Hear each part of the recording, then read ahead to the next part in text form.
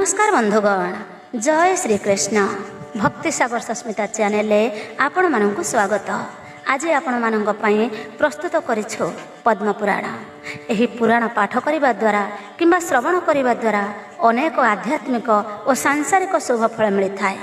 एहाको 18 महापुराण मध्यरे द्वितीय स्थान दिया जाइछि, जहाँ भगवान विष्णु को महिमा एवं धर्मर मार्ग देखाई थाए।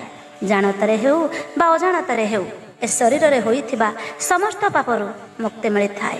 एहाको श्रवण और पठन करिबा द्वारा अश्वमेध एवं गंगा स्नानर पुण्यफल प्राप्ति होइथाए। जीवनर शेष समय रे वैकुंठ प्राप्ति एवं मोक्ष मिलिथाए। परिवारर धन धान्य स्वास्थ्य एवं मानसिक शांति वृद्धि पाई थाए। सत्य दया एवं भक्ति पथरे चलने को मनुष्य को प्रेरणा दे थाए। यही पुराण पाठ करने पूर्वर आपण मानको गोटे अनुरोध, चैनल टी को सब्सक्राइब करी कमेंट बॉक्स रे जय श्री कृष्ण बोली निश्चय लिखिदेवे। तेबे आसंतो प्रथमे महालक्ष्मी स्तुति पाठ करिबा, तापरे पद्मपुराण आरंभ करिबा। श्री महालक्ष्मी स्तुति। जय जय महालक्ष्मी विष्णु का घराणी, जय जय महालक्ष्मी संसार पालिनी, जय जय महालक्ष्मी पद्म निवासिनी, जय जय महालक्ष्मी दुख विनाशिनी, जय जय महालक्ष्मी अति दयावती, तुम्भ पाद पंकजरे रहु मोर मति, किंचिते सुदया मुते कर महामाई, अति दुखरे पड़िण डाकु अछि मोहि,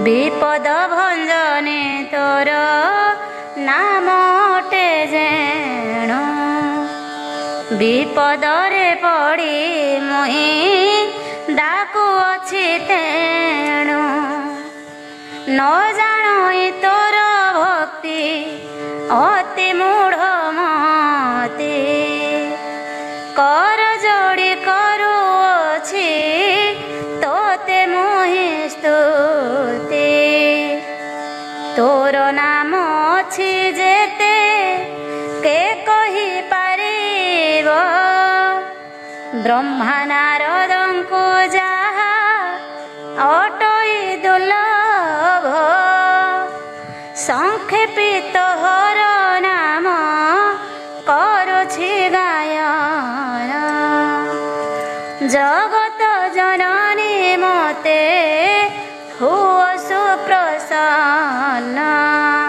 प्रथमे तो नाम लक्ष्मी कमलादिति,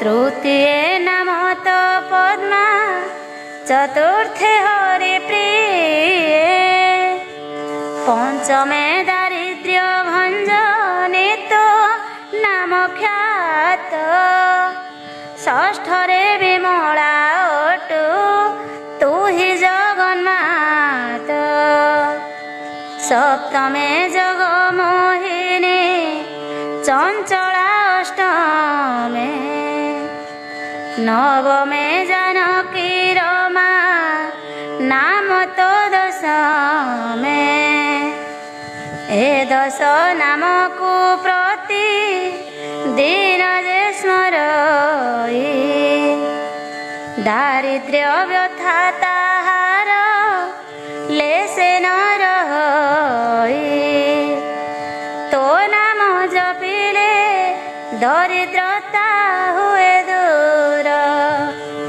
धन संपद रे पूर्ण हुई भंडार, तोर नाम धरे जेहु वाणिज्य करई, बहु अर्थ लाभ तार निश्चय हुई, जगत जननी तू कमला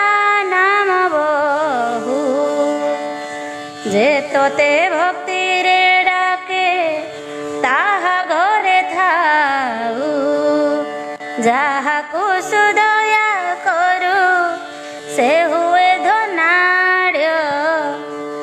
ନାରୀ ଶିରୋମଣି ନାହିଁ ତୋଠାରୁ କେ ବଡ଼। କୀଟୁ ବ୍ରହ୍ମ ଯାଇ ସମସ୍ତଙ୍କୁ ଦେଉ ପଡ଼ି। ତୋ ନାମ ଚିନ୍ତିଲେ ଦୁଃଖ କଷ୍ଟ ଯାଏ ଛାଡ଼ି। ତୋର ଦ୍ରୋହୀ ମାନଙ୍କୁ ମା ଅନର ମିଳଇ। ଯେତେ ଅରଜିଲେ ପେଟ କେବେ ନ ପୁରଇ। ତୋହର ଚରିତ କର୍ଣ୍ଣ ଦେଇ ଯେ ଶୁଣାଇ। କି ଅଭାବ କତି ଭାବେ ମନରେ ଗୁଣାଇ। ତାହାର ଦରିଦ୍ରପଣ ଯାଏ ଦୂର ହୋଇ। ସର୍ବଦା ପ୍ରସନ୍ନ ତାକୁ ହେଉ ମହାମାଇ।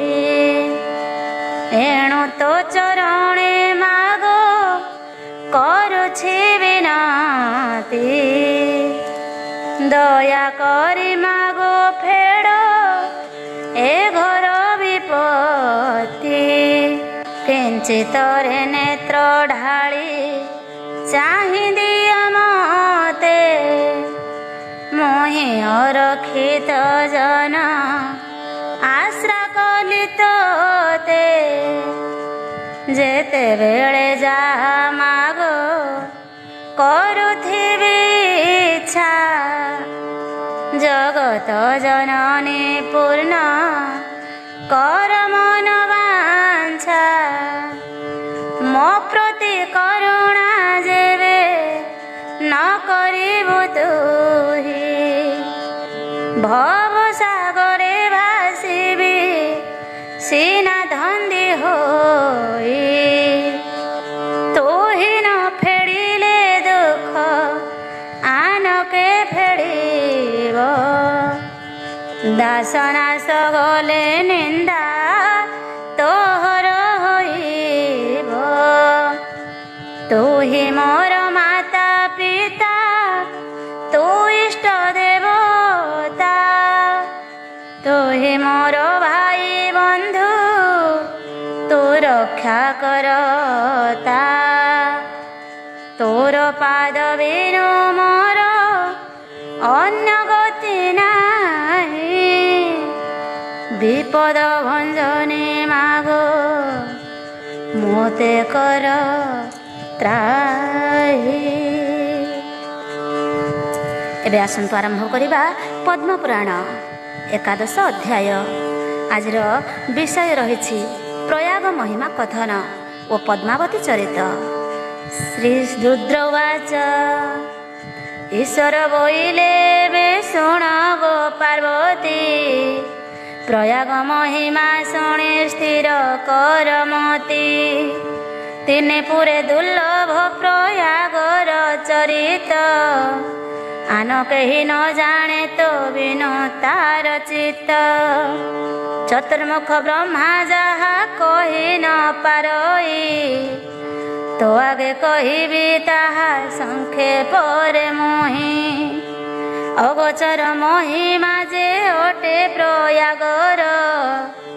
ଯାହାକୁ ଶୁଣିଲେ ପାପ ନ ରହେ ଦେହର। କୋଟି କୋଟି ବ୍ରତୀ ଯେତେ ସଂସାରେ ଅଛନ୍ତି। ମାଘ ମାସେ ପ୍ରୟାଗକୁ ସମସ୍ତେ ଆସନ୍ତି। ଗଙ୍ଗା ଯମୁନା ସଙ୍ଗମ ମଧ୍ୟେ ସରସ୍ୱତୀ। ଯୁଗଳ ରୂପରେ ବହେ ଅନ୍ତରେ ସେ ନୀତି। ମହାତୀର୍ଥ ବର ତିନି ପୁରେ ଜଗଜିତା। ବ୍ରହ୍ମା ବିଷ୍ଣୁ ଶିବ ନିତ୍ୟ ପୂଜନ୍ତି ଦେବତା। ପ୍ରଭାତେ ମକର ସ୍ନାନ କରନ୍ତି ଯେ ଜନ। ନ ହୁଏ ତାଙ୍କର ଆଉ ଜନମ ମରଣ। କୋଟିଏ ସହସ୍ର ଧେନୁ କପିଳା ଯେ ଦେଇ। ମାଘରେ ପ୍ରୟାଗ ସ୍ନାନ ଫଳ ତୁଲ୍ୟ ନହି। କୋଟି ଅଶ୍ୱମେଧ ଯାଗ କରଇ ଯେ ଜନ, ଯେ କରେ ପ୍ରୟାଗ ସ୍ନାନ ନୁହେଁ ତା ସମାନ। କୋଟି କୋଟି ମେରୁ ତୁଲ୍ୟ ସୁବର୍ଣ୍ଣ ଯେ ଦେଇ, ପ୍ରୟାଗରେ ମାଘ ସ୍ନାନ ସମାନ ନୁହଁ। କୁରୁକ୍ଷେତ୍ର ଚନ୍ଦ୍ରଭାଗା ପୁଷ୍କର ତୀର୍ଥେଣ, ପୁଣ୍ୟ କାଳେ ସ୍ନାନ କରେ ଦାନ ଯେ ଦେଇଣ। ଏକ ଦିନେ ମାଘ ମାସ ପ୍ରୟାଗରେ ବସି, ସ୍ନାନ କଲେ ଲୋଭଇ ସେ ବହୁ ପୁଣ୍ୟ ରାଶି। ବେଦକୁ ବିପ୍ରକୁ ଗୋରୁ ଗୋଷ୍ଠାଞ୍ଚଳ ଦେଇ, କୋଟି କୋଟି ଅଶ୍ୱଗଜ ଦାନ ଯେ କରଇ। ଏକା ମାଘ ମାସେ ପ୍ରୟାଗରେ ସ୍ନାନ କଲେ, ତାତହୁଁ ଅଧିକ ଫଳ ଲଭେ ସେଉ ବୋଲେ। ସକଳ ତୀର୍ଥ ମଧ୍ୟରେ ପ୍ରୟାଗ ଯେ ସାର, ମାଘ ମାସେ ସ୍ନାନ କଲେ ବସେ ବୈକୁଣ୍ଠର। ବୃହସ୍ପତି ଯେବେ ସିଂହ ରାଶିରେ ପ୍ରବେଶ, ଗୋଦାବରୀ ତୀର୍ଥେ ତପ କରେ ସେ ପୁରୁଷ। ତହିଁ କୋଟି କୋଟି ସୁବର୍ଣ୍ଣର ଶୃଙ୍ଗ ଦେଇ, ଏକା ମାଘ ପ୍ରୟାଗର ସରିଷ ମନୋହି। ବେଦ ଶାସ୍ତ୍ର ପୁରାଣରେ ବଡ଼ ଯେହୁ ଧର୍ମ, କଲେ ତ ପ୍ରୟାଗ ସ୍ନାନେ ନୋଏ ଯେ ସମାନ। ଶିବରାତ୍ରି ଏକାଦଶୀ ଜାଗର ଜାଳଇ, କୋଟି ଜନ୍ମ ପାପ ନାଶୀ ଶିବ ରୂପ ହୋଇ। କୋଟି କୋଟି ପୁରୁଷ ସେ କରଇ ଉଦ୍ଧାର, ମାଘ ସ୍ନାନ ଫଳ ସମାନ ନୁହେଁ ତାର। କୋଟି କୋଟି କଳ୍ପ ଯେହୁ ବିଷ୍ଣୁଙ୍କୁ ପୂଜଇ, ତୁଳା ପୁରୁଷର ଦାନ ବିପ୍ରେ ଯେ ଦିଅଇ। ଏମାନଙ୍କ ପୁଣ୍ୟ ଫଳ ଯେତେ ହୁଏ ଜାଣ, ମାଘେ ପ୍ରୟାଗରେ ସ୍ନାନ ତହୁଁ ଲକ୍ଷେ ଗୁଣ। ସ୍ନାନ ଦାନ ଜପ ହୋମ ବିଷ୍ଣୁ ପୂଜା ଭାବ, କୋଟି କୋଟି ପୁଣ୍ୟ ଯେବେ କରଇ ବୈଷ୍ଣବ। ଏକା ଦିନେ ଏହା ଯେବେ ପ୍ରୟାଗ କରଇ, ଲକ୍ଷ କୋଟି ଗୁଣ ଫଳ ଅଧିକେ ଲଭଇ। କୋଟି କୋଟି ତୀର୍ଥ ଯେବେ ପିତୃ ଶ୍ରାଦ୍ଧ କରେ, ସରି ନୁହେଁ ମାଘ ମାସେ ପ୍ରୟାଗେ ସ୍ନାନରେ।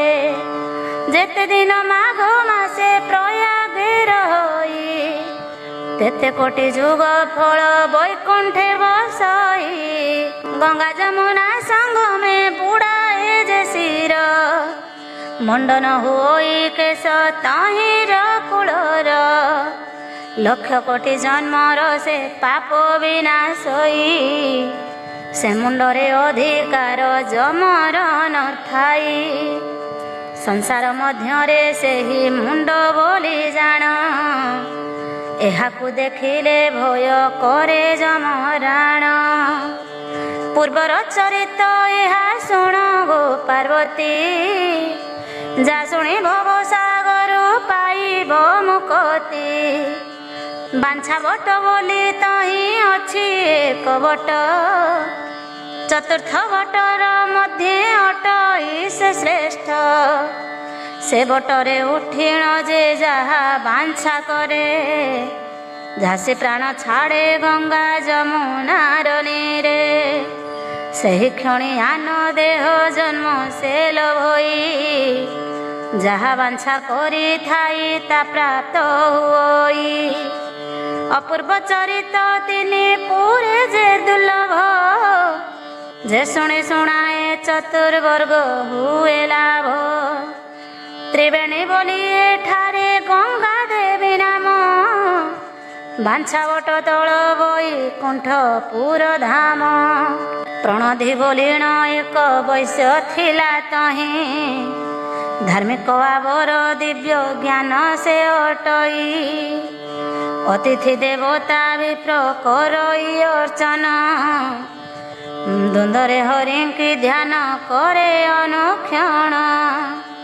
କୃଷି ଗୋରୁ ରକ୍ଷା ପୁଣି ବାଣିଜ୍ୟ କରଇ, ପ୍ରିୟାର ପ୍ରୟାଗ ସ୍ନାନ କରି नारायण ध्याई पद्मावती तार धर्म पति पत्नीव्रता अपूर्व सुंदरी से ही अटई पंडिता कोकिल वचने अंग सुंदरता सर्व सकल गुणे ताहाकु गढ़ी दैव सुवर्णर पद्म प्राय मुखता दिशई मृगचक्षु शोभा तेने पुरकु मोहई पृथुला कुच दुई दिशई सुंदर मध्य क्षीण शोभा तार नितंब विस्तार तिने पुर मोहिनी से परमार मणि गृहर व्यापार सबु जाणई से पुणी दिने से प्रणधिवेश्या भार्या को कहिला धन अर्जी बेपार को जीवी मु बोइला धनर सकाशो जान धर्म बुद्धि होई धनर सकाशो जस कीर्ति विकासई धनर सकाशो धर्मे बोड़े निज कुल धनहीन सबु कर्मे हुई निष्फल धनहीन मित्र बंधु समस्ते छाड़ती जलहीन मेघ जेने शोभा नदी सन्ति धन थिले पर लोक हंती आपणार धन नथिले कदारा पुत्र हंती पर पद्म जले बिना सन्ते भ्रमर से बई हिमरे हुअन्ते लीन जले न पसई अभाग्यवंत अटई धनहीन जन इह परलोक सुख नाही तार जान तेणु से पंडित जने विवेक विचारे संचित करती जहा पांति संसारे काष्ठ जे पाषाण तृण जहा जेणे पाई करुथिले संग्रह से कार्य रे आसई एमते जे लक्ष्मीवंत संचयी पुरुष विपत्ति काल रे दुख न पाई से लेस एमते प्रणधि वैश्य भार्या को कहिला सकल गृह व्यापार ताकु समर्पिला घेनिला क द्रव्य जेते थिला सो गृहेण शुभ लग्न विचारी से कला क प्रयाण दिने से ही पद्मावती प्राण धीर नारी गंगा जमुना संग में स्नान करी सारी सुमति बोलिण सखी संगते अछई गंगा कूले बसी जल घट से घसई देवता बसन काढ़ी घसे सखी घटी जुवा सुकुमारी अंग शोभा दिशे फूटी धन ध्वज बोली तही शपथ चांडाल पद्मावती अंग मान देखी स्नान काल से ही धन ध्वज कामे ज्ञान हराइला पद्मावती निकट को सधीर रे गला धनु ध्वज काम बाणे होइछि अज्ञानी बोइला एही सुंदरी त्रिपुर मोहिनी चंडाल जनी रे जात हेले मध्य मोही रसिक नागर काम शास्त्र को जाणई केमते नारी कि मु करिबि शृंगार नहिले जीवन मोर नर हे देहर पद्मावती रूप देखी कामे बस हेला विवेक धैर्य बुद्धि सबु पासरिला अज्ञान होई वचन कहई प्रकाश झाल बही कंपे अंग प्रखर निश्वास बोइला गो सुंदरी तू अटुका नारी केउ भाग्यवंत भर्ता अटई तोरी मनोहर रूप कुत उपमा जे नाही केते काल बसी तोते गढ़ी थिला भी वृषाल नितंब प्रीत स्तन तो सुंदर देखिके पुरुष प्राण धरी बोदेहर କର୍ଣ୍ଣରେ ଜଡ଼ିତ କାପ କଣ୍ଠେ ମାଳ ସୋହେ ଧର ହାସେ ଗଣ୍ଡ ସ୍ଥଳ ଶୋଭା ଦେଖାଯାଏ ବେନିପାଦେ ଶୋଭା ପାଏ ଅଳତାର ରଙ୍ଗ ଦେଖିଲେ ତପସ୍ୱୀଙ୍କର ତପ ହେବ ଭଙ୍ଗ ତୋହର ପ୍ରାୟ ଏକ ନାରୀ ନାହିଁ ମେଦିନୀରେ ମୋତେ ଅନୁଗ୍ରହ କର କୃପାଲୋଚନରେ ତୋତେ ଦେଖି କାମ ସରେ ବସ ହେଲି ମୋହି ଦୟାକରି ଜୀବ ରଖ ଆଗ ଚାନ୍ଦ ମୁହିଁ ମୋର ନାମ ଧନୁ ଧ୍ୱଜ ମୁହିଁ ମହାବୀର ପରମ ସୁନ୍ଦର ଯୁବାର ଶିକ ନାଗର ତୁହି ଯେ ନାଗରୀ ନାରୀ ପରମା ସୁନ୍ଦରୀ ହସି କଥା କହ ମୋର କଥା ଘେନା କରି ତୁହି ରସବତୀ ମୁହିଁ ରସିକ ନାଗର ତୋର ସଙ୍ଗେ କାମ ସିନ୍ଧୁ ହୋଇଯିବ ପାର ମନୋରଥ ପୂର୍ଣ୍ଣ କରି ଉଦ୍ଧର ତୁ ଥରେ ନହିଲେ ବୁଡ଼ିଲି ମୁହିଁ କନ୍ଦର୍ପ ସାଗରେ ଯେବେ ତୁ ସଜନୀ ମୋତେ କରିବୁ ନିରାଶ ତେବେ ଜୀବନ ମୁହିଁ ଛାଡ଼ିବି ଅବଶ୍ୟ ମୁଁ ମଲେ ପୁରୁଷ ହତ୍ୟା ଲାଗି ବଟି ତୋତେ ପାଦେ ପଡ଼ି କହୁଛି ମୁଁ ତୋହର ଗ୍ରତେ ଶୁଣି ପଦ୍ମାବତୀ ଧନୁ ଧ୍ୱଜର ବଚନ କ୍ରୋଧ ଭରେ ଚାହିଁଲା ସେ ସଖୀର ବଦନ ପରମା ସୁନ୍ଦରୀ ପତିବ୍ରତା ନାରୀ ସେହି ପର ପୁରୁଷର ମୁଖ କଦାପି ନ ଚାହିଁ ତାର ସଖୀ ଚାଣ୍ଡାଳକୁ କରଇ ଉତ୍ତର ଅଲଙ୍ଘିତ ଭାଷା ତୁରେ କହିଲୁ ପାମର ଚଣ୍ଡାଳ ଜନିରେ ଜନ୍ମଟୁ ନିଚ ଜନ ପାଦ ଘେନି ଛୁଇଁବାକୁ ନହୁ ତୁ ଭାଜନ ଧର୍ମପରାୟଣା ଏହୁ ପତିବ୍ରତା ନାରୀ ତୁଚ୍ଛାର ବୋଇଲୁ ଏହା କେଉଁ ଗର୍ବ କରି ଅରଣ୍ୟ ଲତାରେ ଯେବେ ପୁଷ୍ପ ଫୁଟୁଥାଇ ତହିଁ ଆସି ମଧୁପାନ ଭ୍ରମର କରଇ ଝିଣ୍ଟିକା ଛାରକି ତହିଁ କରେ ମଧୁପାନ ତୋପା ମୋର ଅଟୁ ସେହି ରୂପେ ନିଚ ଜନ ତୋର ମୁଖ ଚାହିଁଲେ ରେ ପାତକ ବଢ଼ଇ ଜନ୍ମିଛୁ ଘରେ ଅଟୁ ଯେ ଅଟେ ମଧ୍ୟ ପାଇ ଯାରେ ପାମର ତୋର ନ ଚାହିଁ ବଦନ ପରିବାରେ ଭୃତ୍ୟ ପଣି ନୋହୁ ତୁ ଭାଜନ ପରର ଯୁବତୀ ଦେଖି କାମେ ହେଉ ମୋହି ପୂର୍ବେ ଜପ କରି ନାହୁଁ ପାଇବୁ ତୁ କାହିଁ ଏ ଗଙ୍ଗା ସାଗର ମଧ୍ୟେ ବହେ ସରସ୍ୱତୀ ବାଞ୍ଛା ବଟ ଅଟଇ ସେ ଦିଅଇ ମୁକତି ଏ ବଟକୁ ଧ୍ୟାଇ ଯେହୁ ତପ ଅଛି କରି ସେହି ଧର୍ମ ପୁରୁଷର ଅଟଇ ନାରୀ ଯେବେ ତୁ ଏ ତୀର୍ଥେ ତପ କରି ନ ପାରିବୁ ବାଞ୍ଛା ବଟେ ଉଠି ଗଙ୍ଗା ସାଗରେ ଝାସିବୁ ତେବେ ତୁ ହି ଏ ଦେହରୁ ନାସି ପାପ ରାଶି ଭୋଗ ଯେ କରିବୁ ଏହିପରି ଶୁଭ କେଶୀ ପୂର୍ବ ତପ ନାହିଁ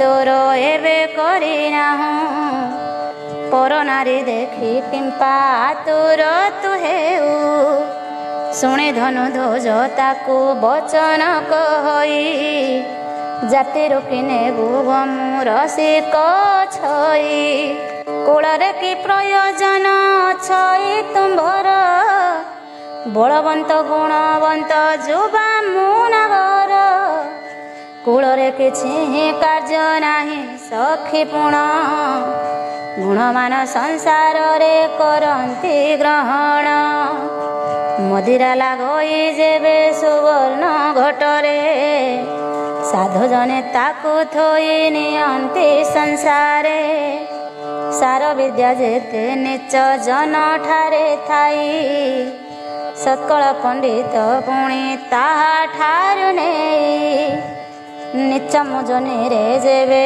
ହୋଇଅଛି ଜାତ 64 କାମ କଳା ଜାଣଇ ସମସ୍ତ ପରମା ସୁନ୍ଦରୀ ହୁରସି କାନଗରୀ ମହାସୁଖ ପାଇବ ଗୋ ମତେ ଜାତି କରି ତ ତାହାର ସଖୀ ମତେ କର ଉପକାର ବୁଝାଇ କହ ଯେ ମନ୍ତ ଭେଟ ହେଉ ମୋର ଏତେ କହି ସଖୀ ପାଦ ତଳେ ସେ ପଡ଼ିଲା ଶରଣ ତ ପାଦେ ପ୍ରାଣ ରଖ ଗୋ ବୋଇଲା ଦେଖି କପେ ବହୁତ ସେ ତାକୁ ଗାଳି ଦେଇ ଦାନ୍ତ କାମୁଡ଼ି ବୋଇଲା ଯାଅ ଦୂର ହୋଇ ଯାଅରେ ଠାରେ ଦଣ୍ଡେ ନଥା ମୂଢ଼ ପ୍ରାଣୀ ଦେଖିଲେ ସଂସାର ଲୋକେ କି ବୋଲିବେ ପୁଣି ଏତେ ବୋଲି ଦୁଇ ସଖୀ ସ୍ନାନ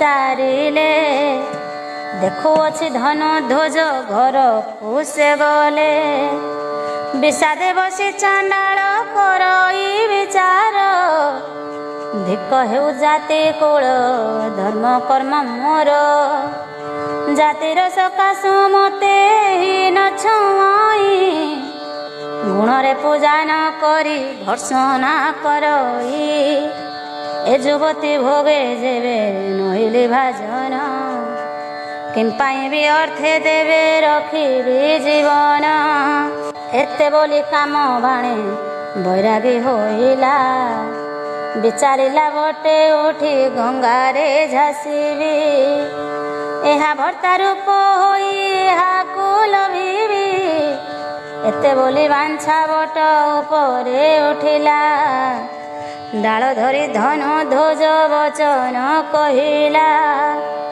ବୋଇଲା ହେ ବାଞ୍ଛା ବଟ ଯେବେ ଅଟୁ ସତ୍ୟ ଯାହା ମୁଁ ବିଚାରି ଅଛି କରିବୁ ପ୍ରାପତ ପ୍ରଣଧୀର ନାରୀ ମତେ ସମ୍ମତ ନ କଲା ଭର୍ସନା କରିଣ ତାର ସଖୀ ଗାଳି ଦେଲା ତାହା ଶୁଣି ଅପମାନ ହୋଇଲା ମୋହର ତେଣୁ ଝାସୁଅଛି ଗଙ୍ଗା ଯମୁନା ମଧ୍ୟର ଗଙ୍ଗା ଯମୁନା ସଙ୍ଗମେ ଛାଡ଼ିବି ଜୀବନ ପଦ୍ମାବତୀ ଭର୍ତ୍ତା ରୂପ ହୋଇବି ବହନ ଦେଖେ ସେ ଯେପରି ମତେ ଚିହ୍ନି ନ ପାରିବ ନିଜ ଭର୍ତ୍ତା ପ୍ରାୟ ମତେ ଘେନି ବିହରିବ ଏହି ଦେହେ ତାର ତୁଲେ କରିବି ବିହାର ଏହି ଆଜ୍ଞା ଦିଅ ମତେ ଆହେ ନଟବର ଏତେ କହି ତୁଣ୍ଡେ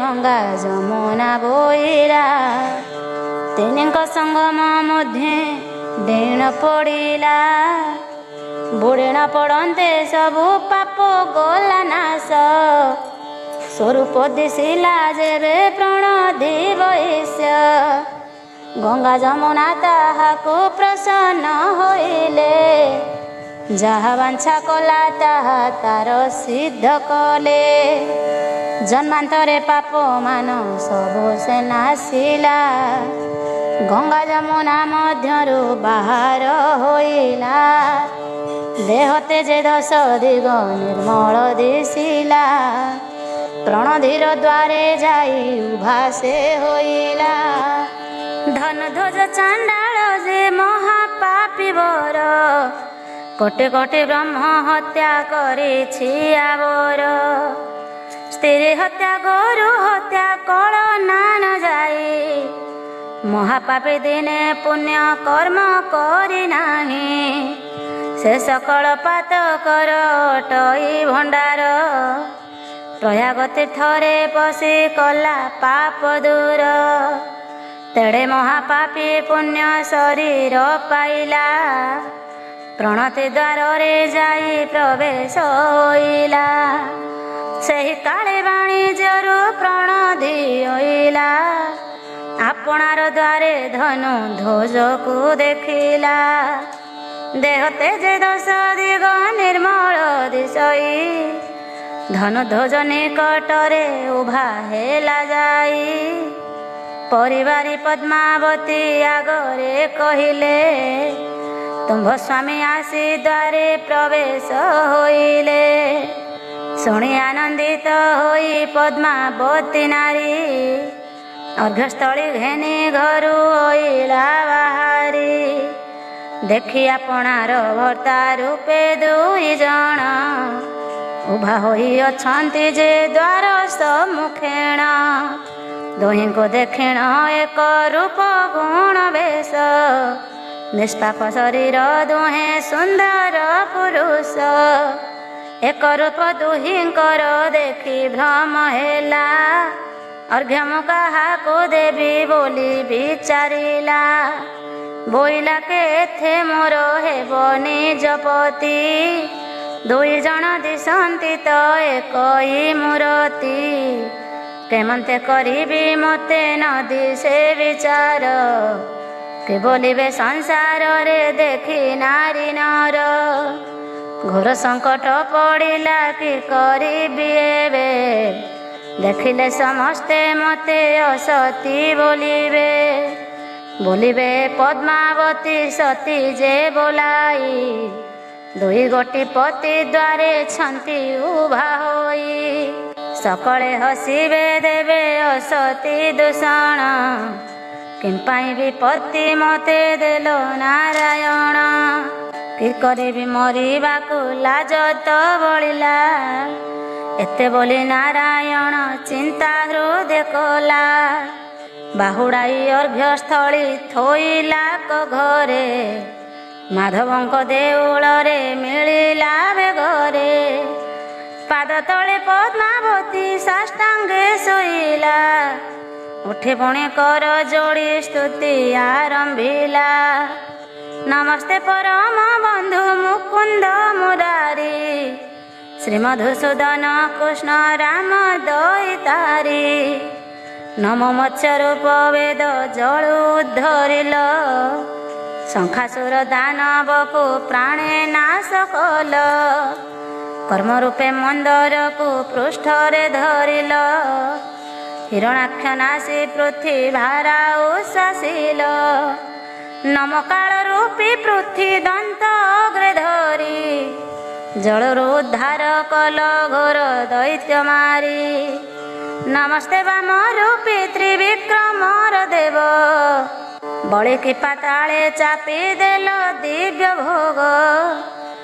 ହିରଣ୍ୟକଶିପୁ ନାଶୀ ରଖିଲ ପ୍ରହ୍ଲାଦ, ପୁରେ ସ୍ଥାପି ପ୍ରହ୍ଲାଦକୁ ଦେଲ ଇନ୍ଦ୍ରପଦ। ନମ ପରଶୁରାମ ରୂପୀ ଋଷିରତନୟ,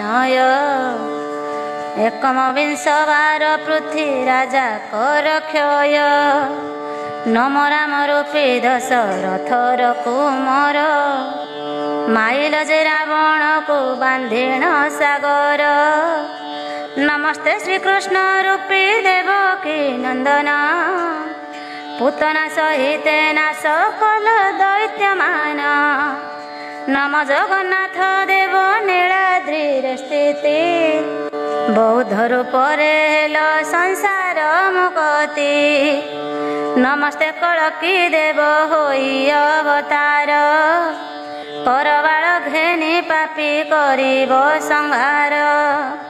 ଇନ୍ଦ୍ରାଦି ଦେବତା ଯାଇ ପାଦ ତଳେ ସେବି, ନିତ୍ୟ ସେବା କରୁଥାନ୍ତି ଯହିଁ ଲକ୍ଷ୍ମୀ ଦେବୀ।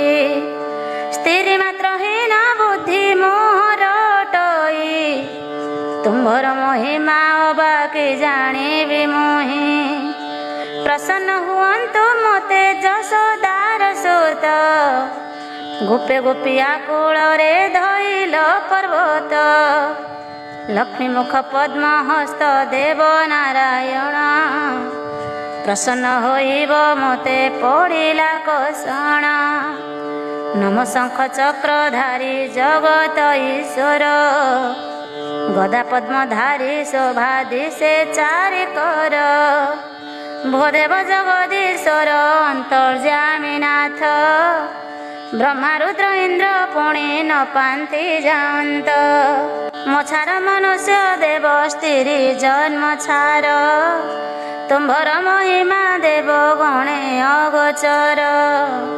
ମୁଁ କାହୁଁ ଜାଣିବି ଅବାକି ସ୍ତୁତି କରିବି, कि विचारी सोची मने पर्वत भेदिबी हेमंत बहुत स्तुति कला पद्मावती प्रसन्न होइले ताकू कमलार पति कोटि आदित्यर तेज निंदई शरीर शंख चक्र गदा पद्म सोहे चारिकर पीत वस्त्र कटि तटे दिव्य तुलसी रे कौस्तुभ मणि शोभा दिशे हृदय रे शोभा पाउअछि तहि श्रीवत्सर चिन्ह चतुर्वर्ग फल दाता होइले प्रसन्न देखि पद्मावती मने आनंद होइले निस्तरिली बोली पाद तଳରେ पड़िला उठी कर जोड़ी बोले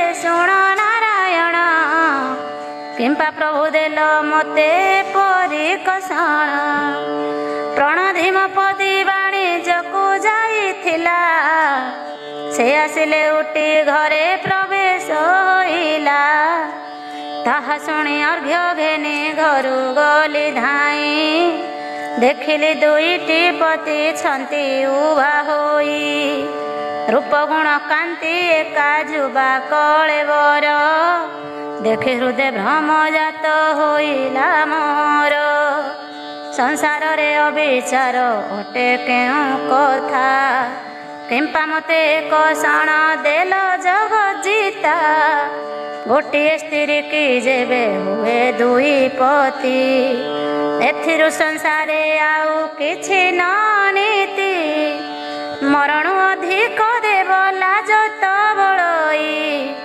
तुम्हे जाण अंतर्जामे पतिव्रता मोहि बुड़िली भो प्रभु लज्जा समुद्र भितरे तहिरु जगत नाथ उद्धार तु थरे केवण चरित एहि आहे नारायण अखिल संसार प्रभु तुम्भर अभियान 14 ब्रह्मांडे हा देखा शुणा नाही कि अपराध पद्म पादे अर्जी अछि मोहि ए संसारे मोर बिनु आन केहि नाही किंपा दुई पति देखी चिंता करु तुई देख तु अनंत रूप अटई मोहर एका लक्ष्मी सेवा करी थाई निरंतर ब्रह्मा विष्णु शिव तिनि रूप मोहई सप्ततम रज गुण प्रकाश करई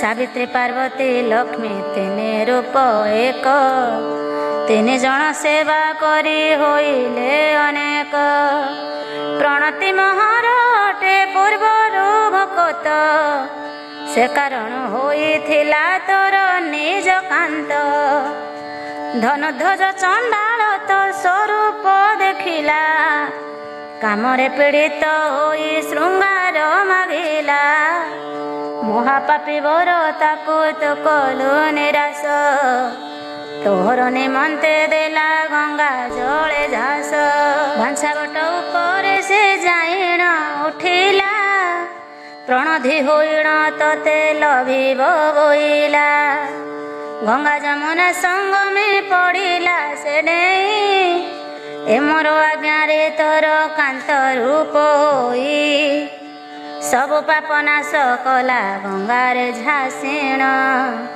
प्रणधीश माने भक्त होइला से जाण धन ध्वज प्रणधि जे मो भक्त अटंती सुखे तु विहार कर घेनी निज पति जेते संसार रे लाज होइला तोहर तेबे धोई घेनी जाओ बैकुंठपुर विलंब न कर तु गो जाओ बेग होई ए मोर वचन केबे अन्यथा नुहई भृत्यंकु माधव सेही क्षणी आज्ञा देले बैकुंठपुर रथ घेनेण आसिले बेगे पद्मावती दुई भर्तांकु घेनेण रथे बसी बैकुंठे करई गमन कामचला चरित देखिले स्त्री पुरुष जांती बाटरे ବିଷ୍ଣୁଦୂତେ ନେଉଛନ୍ତି ବସାଇ ରଥରେ, ଶଙ୍ଖ ଚକ୍ର ଗଦା ପଦ୍ମ ଧରିଛନ୍ତି ଦୂତେ, ଗରୁଡ଼ ଉପରେ ଚଢ଼ି ଯାଆନ୍ତି ସମସ୍ତେ। ତାଙ୍କୁ ଦେଖି ପଦ୍ମାବତୀ ଚକିତ ହୋଇଲା, ବେନି କର ଯୋଡ଼ି ତାଙ୍କୁ ପୁଣି ପଚାରିଲା, ବୋଇଲା ହେ ତୁମ୍ଭେ କହ କେ ବଣ ପୁରୁଷ, ବିଷ୍ଣୁଦୂତ ପ୍ରାୟ ଦିଶୁଅଛି ତୁମ୍ଭ ବେଶ। ଏହାର ଚରିତ ମୋତେ କହିବା ଗୋସାଇଁ, ବିଷ୍ଣୁଦୂତେ ବୋଲନ୍ତି ଯେ ତାହାକୁ ନାହିଁ। ଶୁଣ ପଦ୍ମାବତୀ ତୁ ଗୋ ପଚାରିଲୁ ଯାହା, ଆମ୍ଭେ ବିଷ୍ଣୁଦୂତ ନାମ ଚଉବାହା। ମହାପୁଣ୍ୟବନ୍ତ ଜନ ଏହି ଦୁଇ ଜଣ, ନେଉଛୁ ବସାଇ ରଥେ ବୈକୁଣ୍ଠ ଭବନ। ଯେଉଁ ଧର୍ମ ସକାଶୁ ହେଲେ ଯେ ପୁଣ୍ୟବନ୍ତ, ସକଳ କହିବା ତୋତେ ତହିଁର ବୃତ୍ତାନ୍ତ। ପ୍ରୟାଗରେ ରହି ଦୁହେଁ ପୁଣ୍ୟ ରଜିଲେ, ଯେମନ୍ତ ପ୍ରକାରେ ସବୁ ପାତକ ନାସିଲେ। ପୂର୍ବେ ଚ ବୃହଦ୍ରଥ ନାମେ ରାକ୍ଷସ ଯେଇ, କୋଟି କୋଟି ଗୋରୁ ବିପ୍ର ଖାଇବ ନେଥାଇ। ମହାବଳବନ୍ତ ଏହି ମହାପାପୀ ବର, ମଦ୍ୟପାନେ ପର ହିଂସା କରେ ପରଦାର। ମଦ୍ୟପାନେ ରତ ବଡ଼ ନିର୍ଦ୍ଦୟ ଅଟଇ, ଏହାଠାରୁ ପାପୀ ଆଉ ସଂସାରରେ ନାହିଁ। ପୁଣ୍ୟ କର୍ମ କରି ନାହିଁ ଦିନେ ସଂସାରେ, ରଥ ଚଢ଼ିବ ସୁନ୍ଦରା ବୁଲେ ନିରନ୍ତରେ। ଯେତେ ତହିଁ ଯୁବା ସ୍ତ୍ରୀ ଦିଶ ସୁନ୍ଦର, ବଳେ ହରିଆଣେ ଅଟେ କାମାତୁର। ସୌରାଷ୍ଟ୍ର ଦେଶର ଭୀମ କେଶର ରାଜ୍ୟରେ, ପ୍ରବେଶ ହୋଇଲା ରଥ ଚଢ଼ିଣ ଶୂନ୍ୟରେ। ଦେଖିଲା ନଗର ମଧ୍ୟ ତୋଟାପୁର ଅଛି, ପରମା ସୁନ୍ଦରୀ ତହିଁ ମଧ୍ୟରେ ବସିଛି। ତିନିପୁର ମୋହିନୀ ସେ ଉପମାତା ନାହିଁ, ଦେହର କାନ୍ତିରେ ଦଶ ଦିଗ ଝଟକଇ। ନବଯୁବା ସୁନ୍ଦରୀ ତା ଅମୂଲ୍ୟ ବଦନ, ଦେଖିଲେ ମୋହିତ ହେବ ଚଉଦ ଭୁବନ। ଦେଖି ରଥ ଶୁଣିଥିଲା ଆଣିଲା ଖସାଇ, କାମ ବସେ ତା ନିକଟେ ମିଳିଲା ଯେ ଯାଇ। ବିନୟ ତାହାର ପାଦେ ପଡ଼ି ପଚାରିଲା, କିମ୍ପା ଏକା ତୋଟା ପୁରେ ବସିଛୁ ବୋଇଲା। ଶୁଦ୍ଧ ସୁବର୍ଣ୍ଣର ପ୍ରାୟ ମୁଖ ତା ଦିଶଇ, ପୃଥକ ନିତମ୍ବ କୁଚ ରତ୍ନ କୁମ୍ଭ ଦୁଇ। ତୋହ ପରା ସଂସାରରେ ନାହିଁ ଆଉ ସ୍ତ୍ରୀ, କିବା ତୁ ସ୍ୱର୍ଗରୁ ଆସିଅଛୁ ଅପସରି। କାହାର ନନ୍ଦିନୀ ତୁ ଗୋ ବନିତା କାହାର, ସ୍ୱରୂପ ବଚନ କହ ଆଗରେ ମୋହର। ଶୁଣି ସେ ରାଜାର ନାରୀ ବଚନ କହିଲା, ଯାହା ପଚାରିଲୁ ତାହା ଶୁଣ ତୁ ବୋଇଲା। ଯାହା ପଚାରିଲୁ ତାହା ଶୁଣ ତୁ ବୋଇଲା। କାମେଶ୍ୱର ବୋଲି ରାଜା ତାହାର କୁମାରୀ, କାମ କଳା ବୋଲି ନାମ ଅଟଇ ମୋରି। ଭୀମକେଶ ରାଜାର ମୁଁ ବନିତା ଅଟଇ, ସୁରତି ଶାସ୍ତ୍ରର କଳା ସମସ୍ତ ଜାଣଇ। ପରମା ସୁନ୍ଦରୀ ମୁହିଁ ଅଟଇ ରସିକା, ଗୁଣବତୀ ବିବେକୀ ମୁଁ ଏଥେ ଥାଇ ଏକା। ଉତ୍ତମ ବଂଶରେ ଜାତ ହୋଇ ମୁଁ ନିର୍ଦ୍ଦୋଷ, ରାଜା ଯେତେ ନ ଦେଖଇ ସପତ୍ନୀର ବଶ। ଏକା ହୋଇ ଏ ତୋଟାରେ ଥାଇ ନିରନ୍ତର, କାମରେ ସନ୍ତୋଷ ମନ ନୁହଇ ମୋହର। ବିରହ ନଳ ମୋର ଶରୀର ଦହଇ, ପୂର୍ବେ ଯାହା ଅର୍ଜି ଅଛି ଭୁଞ୍ଜିବି ତା ମୁହିଁ। ତୁ କାହିଁକି ପୁରୁଷ ଏଠାକୁ ଅଇଲୁ, ରାଜ ଅନ୍ତପୁରେ ଭୟ ଛାଡ଼ି ନ ପଶିଲୁ। ଜାଣିଲେ ରାଜାର ଲୋକେ ପକାଇବେ ମାରି, ବେଗେ ହୋଇ ଏ ପୁରରୁ ଯାଅ ହେ ବାହାରି। କିମ୍ବା ଶିଥିଳ କିବା ତୋର ମନରଥ, ମାୟା ନ କରିଣ କହ ମୋହର ଗ୍ରତ। ଶୁଣିବି ତୋହର କଥା କହ ମହାବୀର, ଯୁବା ତୋର ଶିକ ପ୍ରାୟ ଦିଶୁଛୁ ସୁନ୍ଦର। ନିର୍ଭୟ ହୋଇଣ କହ ତୋହର ଏ ବାଣୀ, ମୁଁ ବି ନୁହେଁ ଘରେ ଆନ ନାହିଁ କେହି ପୁଣି।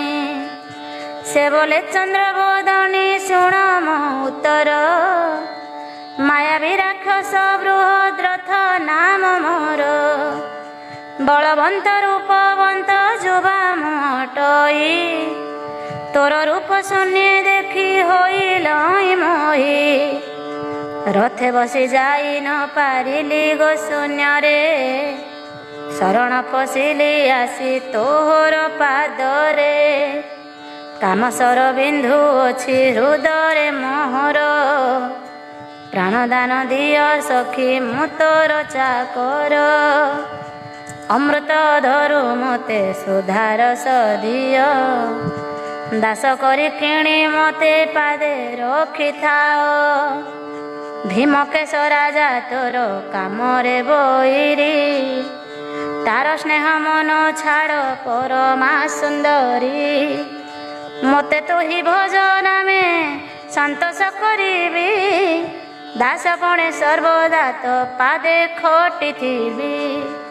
ଶୁଣେ କାମ କଳା କାମେ ଅଜ୍ଞାନ ହୋଇଲା, ହେଉ ବୋଲି ମନେ ହସି ସନମତ କଲା।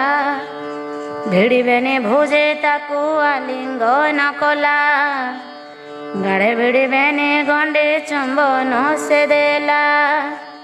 ଦୁହେଁ ସେ ରସିକ ରସ ସାଗରେ ବୁଡ଼ିଲେ, ନାନା ପରିବନ୍ଧେ ତହିଁ ରସ କ୍ରୀଡ଼ା କଲେ। ଦୁହିଁଙ୍କର ମନୋରଥ ସମ୍ପୂର୍ଣ୍ଣ ହୋଇଲା, କାମ କଳା ରାକ୍ଷସକୁ ବଚନ କହିଲା। ଶୁଣ ମୋର ବାଣୀ ବୃହଦ୍ରଥ ହେ ରାକ୍ଷସ, ମୋତେ ଏଠୁ ଘେନି ଯାଅ ଛାଡ଼ି ଏହି ଦେଶ। ଏ ରାଜା ଜାଣିଲେ ଏଥେ ଦୁହେଁ ନାଶ ଯିବ, ଆବର କିମ୍ପାଇଁ ଏଥେ ଦଣ୍ଡେ ରହିଥିବ। ଶୁଣି ସେ ଅସୁର ବେଗେ ରଥେ ବସାଇଲା, ଶୂନ୍ୟରେ କାମ କଳାକୁ ଘେନି ଦୂରେ ଗଲା। ବହୁତ ଦୂରକୁ ବୋଲି ଘେନି ଯାଇ ରଥ, କାମ କଳା ମୁଖ ଚାହିଁ କହେ ବୃହଦ୍ରଥ। ଏ ମୋର ବଚନ ତୁ ଗୋ ଶୁଣ ରେ ସୁନ୍ଦରୀ, ତୋହର ଭର୍ତ୍ତା ରାଜ୍ୟରୁ ଅଇଲି ମୁଁ ଫେରି। ପ୍ରୟାଗ ବୋଲି ଗଙ୍ଗା ଯମୁନା ସଙ୍ଗମ, ସରସ୍ୱତୀ ବହେ ମଧ୍ୟେ ତୀର୍ଥ ଅନୁପମ। ଅଛି ବଟ ମାଧବ ଯେ ଅଛନ୍ତି ଏଠାରେ, ବୈକୁଣ୍ଠ ସମାନ ଏହି କ୍ଷେତ୍ରଙ୍କର ବରେ। ଇନ୍ଦ୍ରାଦି ଦେବତା ସର୍ବ ଓହ୍ଲାଇ ଆସନ୍ତି, ଏଥେ ସ୍ନାନ କରି ସବୁ ପାପ ବିନାଶନ୍ତି। ଏଥେ ଦୁହେଁ ରହିବାଏ ପୁଣ୍ୟକ୍ଷେତ୍ର ବର, ଭୟ ନ ଲାଗଇ ଭୀମକେଶ ସେ ରାଜାର। କାମ କଳା ଆନନ୍ଦିତ ହେଲା ତାହା ଶୁଣି, ଦୁଇ ଜଣ ସୁଖେ ତହିଁ ରହିଲେ କପୁଣି। ସେହି ପତି ପତ୍ନୀ ଦୁହେଁ ପ୍ରୟାଗେ ରହିଲେ, କାମେ ଶାନ୍ତ ହୋଇ ପୁଣି ଆନନ୍ଦ ହୋଇଲେ। କାଳାନ୍ତରେ କାମ କଳା ପଞ୍ଚତ ପାଇଲା, ତାହା ଦେଖି ବୃହଦ୍ରଥ ବହୁ ଶୋକ କଲା। ବଡ଼ ପ୍ରିୟ କାମ କଳା ସେ ବୃହଦ୍ରଥର, ଆଲିଙ୍ଗନ କଲା ମୃତ୍ୟୁ ପିଣ୍ଡ ଧରି କର। ସ୍ନେହ ଭରେ ସେ ରାକ୍ଷସ ଛାଡ଼ିଲା ଜୀବନ, ଦୁହିଁଙ୍କର ମୃତ୍ୟୁ ହେଲା ପ୍ରୟାଗ ତୀର୍ଥେଣ। ନବୀମାନଙ୍କର ଶ୍ରେଷ୍ଠ ପ୍ରୟାଗ ଅଟଇ, ତହିଁ ମରି ସବୁ ପାପ ନାଶିଲେ ସେ ଦୁଇ। ପ୍ରସନ୍ନ ହୋଇଲେ ତାକୁ ଦେବ ଚକ୍ରଧର, ଆମ୍ଭଙ୍କୁ ବୋଇଲେ ନିଅ ବୈକୁଣ୍ଠପୁର। ବୈକୁଣ୍ଠନାଥ ଆଜ୍ଞା ଶିରରେ ଘେନିଣ, ରଥରେ ବସାଇ ନେଉଅଛୁ ଦୁଇ ଜଣ। ସଂସାରରେ ଯେଉଁ ଜନ ପାତକୀ ହୁଅନ୍ତି, ଗଙ୍ଗା ଜଳ ସ୍ନାନେ ଯାର ମୁକ୍ତି ହୁଅନ୍ତି। ତିନି ପୁରରେ ଦୁର୍ଲଭ ଅଟେ ତୀର୍ଥବର, ଗଙ୍ଗା ଯମୁନା ସଙ୍ଗମ ସରସ୍ୱତୀୟାର। ଯହିଁ ସ୍ନାନ କରି ମୁକ୍ତ ହୁଅନ୍ତି ଦେବତା, ବାଞ୍ଛା ବଟ ନାମ ତାର ଶୁଭ ଫଳଦାତା।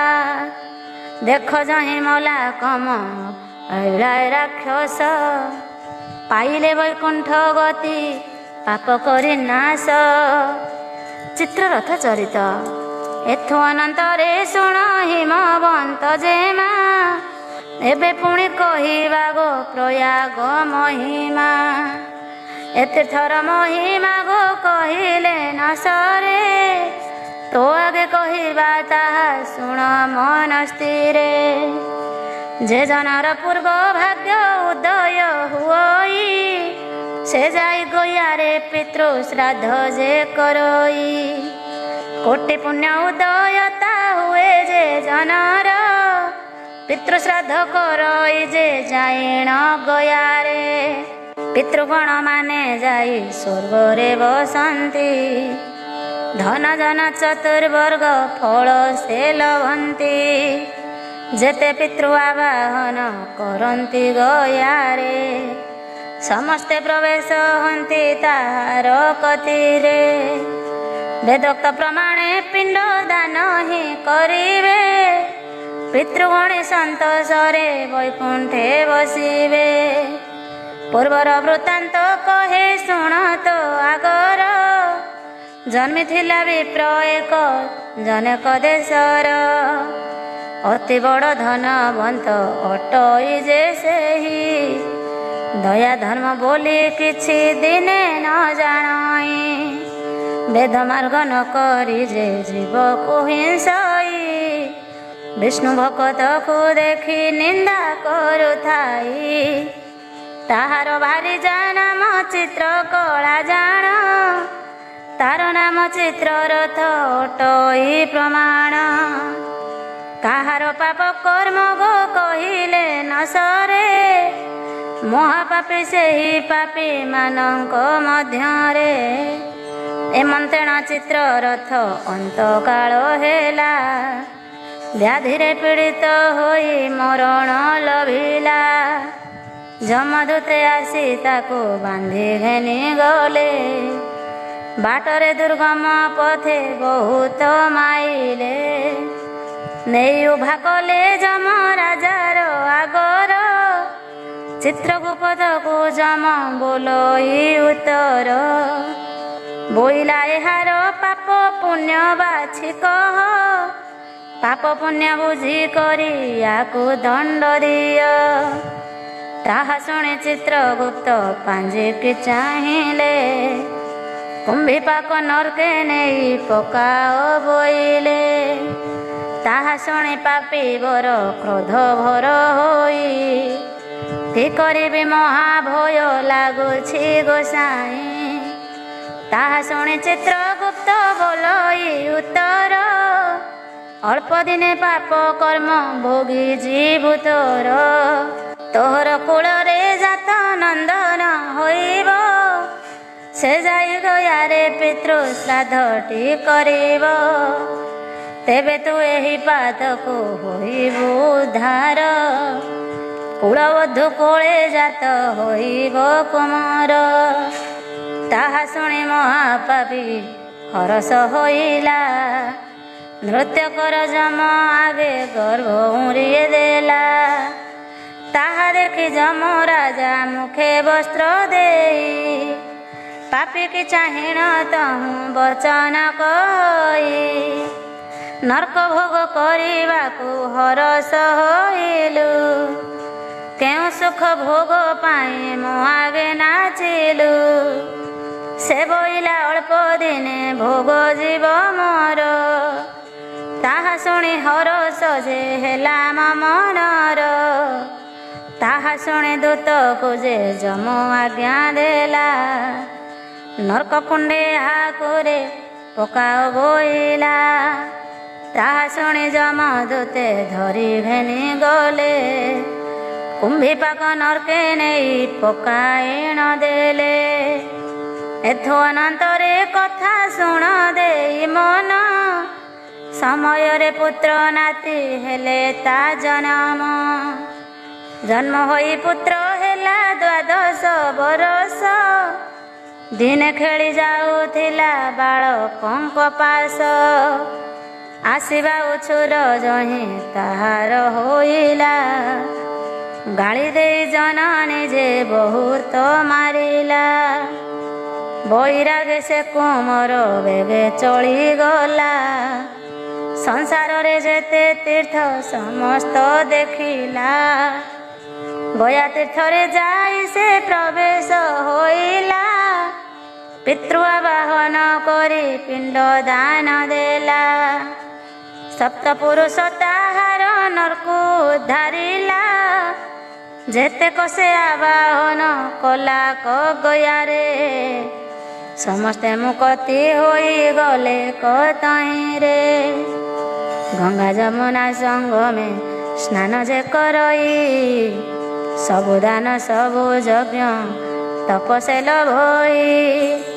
ପ୍ରୟାଗରେ ସ୍ନାନ କରି ଦେଖି ମାଧବଙ୍କୁ। ସବୁ ପାପ ନାଶିଣ ସେ ଯାଏ ବୈକୁଣ୍ଠକୁ। ଏମନ୍ତ ବଚନ ଯେ କହିଲେ ଯମଦୂତେ। ଶୁଣିନ ଆନନ୍ଦ ହେଲେ ପଦ୍ମାବତୀ ଚିତ୍ତେ। ଶୁଣ ଗୋ ପାର୍ବତୀ ବୋଲି କହନ୍ତି ଶଙ୍କର। ପ୍ରୟାଗ ମହିମା ଶୁଣି ପାପ କର ଦୂର। ଯେଉଁ ଜନ ପ୍ରୟାଗର ମହିମା ଶୁଣନ୍ତି। ପୂର୍ବଜନ୍ମ ପାପ ନାଶି ବୈକୁଣ୍ଠେ ବସନ୍ତି। ଗଙ୍ଗା ପ୍ରୟାଗ ମହିମା ମାଧବ ବରଣ। ଦ୍ୱିଜ ନୀଳାମ୍ବର ଦାସ ପଶିଲା ଶରଣ। ଇତି ଶ୍ରୀ ପଦ୍ମପୁରାଣେ କ୍ରିୟାଯୋଗ ସାରେ ପଦ୍ମାବତୀ ଚରିତେ ପ୍ରୟାଗ ମହିମା କଥନେ ନାମ 11 ଅଧ୍ୟାୟ।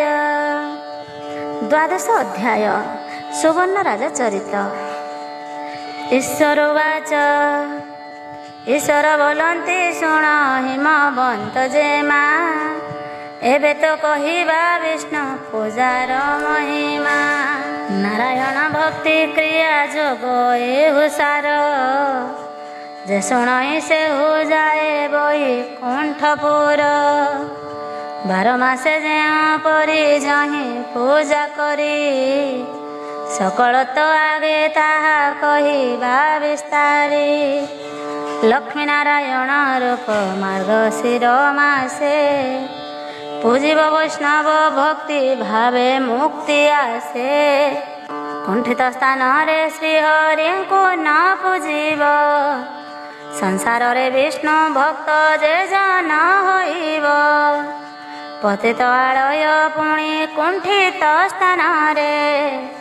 ଦୁର୍ଗନ୍ଧ ପାପିଷ୍ଠ ଘରେ ଅନାଚାରୀ ଦ୍ୱାରେ। ମିଥ୍ୟାଭାଷୀ କାନ୍ଦୁଥିବା ଜନର ଆଗରେ। ହାସ୍ୟକାରୀ ଯେ କଳହକାରୀ ସମୀପରେ। ଅନାଚାରୀ ଦ୍ୱାରେ ଗ୍ରାମ ଦ୍ୱିଜ ବିପ୍ର ଘରେ। ପ୍ରଳାପ ବଚନ ଯହିଁ ହୁଏ ନିରନ୍ତରେ। ଏହି ସ୍ଥାନ ମାନକେ ଯେ ହରିଙ୍କ ପୂଜଇ। କୃଷ୍ଣ ଅପରାଧ ପୂଜା ଫଳ ସେ ନ ପାଇ। ଉତ୍ତମ ସ୍ଥାନରେ ଯେହୁ ହରିଙ୍କି ପୂଜଇ। ପୂଜା ପକଲ ଭିଣ ସେ ବୈକୁଣ୍ଠକୁ ଯାଇ। ଚଞ୍ଚଳ ଚିତ୍ତରେ ଯେହୁ କୃଷ୍ଣଙ୍କୁ ପୂଜଇ। ଆନ ମନ କରେ ଏଣେ ତେଣେ ଯିବା ପାଇଁ। ନିଶ୍ୱାସ ଛାଡ଼ଇ ହାହାକାରେ ଘନ ଘନ। ଫଳ ନୁହେଁ ପାଷାଣ୍ଡକୁ କହିଲେ ବଚନ। ସ୍ଥିର ଚିତ୍ତେ ଶୁଦ୍ଧ ସ୍ଥାନେ ହରି ଯେ ପୂଜଇ। सकल पातक नासी विष्णुଙ୍କୁ लभई अभक्ति चित्तरे जेहु पूजई विष्णुଙ୍କୁ व्यर्थ हुए परिश्रम न लोभे ताहाଙ୍କୁ मेरु तुल्य सुवर्ण जे विप्रे देई दान बिना विष्णु प्रीतिरे से न लभई गुण एक मने विष्णु भक्ते होई जेउ प्राणी दान पुण्य कले चतुर्वर्ग पाए पुणी शाली अन्न मुग दुग्ध घृत आदि करी मार्गशीरे विधि मते पूजई जे हरि।